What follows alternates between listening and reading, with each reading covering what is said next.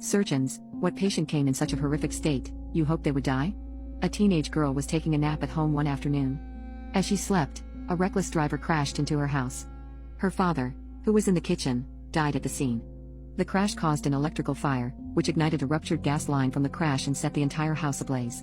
She makes it out, along with her sister, but goes back in to try and rescue her dad and dogs. She doesn't come back out. Fire team drags her out. 95% of her total body surface area is covered in second and third degree burns. She has a smoke inhalation injury, lungs are fried, carbon monoxide poisoning, toxic inhalation, and cyanide poisoning.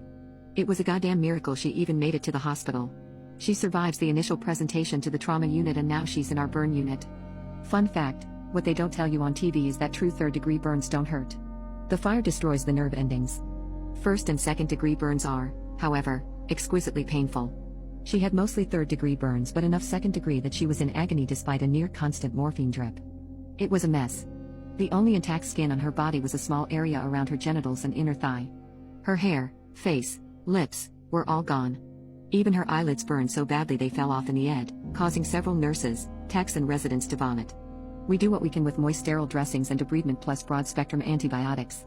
She looks like a mummy fully wrapped by the end. There is no chance of her having a normal life ever again. The chances of her surviving are in the single digits. We are silent but we all think the same thing.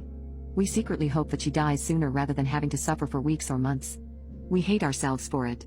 We hate the God that would do such a thing to an innocent person. We push those thoughts down and go to our work. We follow the evidence, go above and beyond. We hope she doesn't suffer, but if she is to survive we will make sure she has the best shot possible. After a few days the infection began to set in.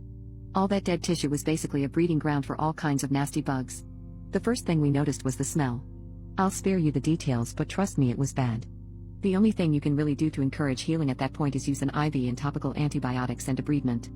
Basically, large wounds heal better when they are scraped or shaved to expose the wound bed. This removes dead cells which prevent growth and encourages new skin formation. It takes weeks of treatments.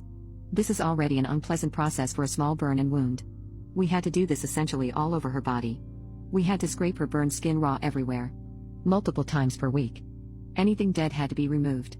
I remember a particularly nauseating moment when I was trying to gently scrape around her fingernail to save it and the entire tip of her finger, nail included, pulled off with some dead skin. By this time the infection set in hard. Multi-organism, resistant, fungal co-infection, you name it. The fungus was the worst part because it just ate away at her exposed tissues. We would debride an area and the next week it would be full of little pockmarked holes. Those holes were full of cheese-like fungus and they burrowed down deep.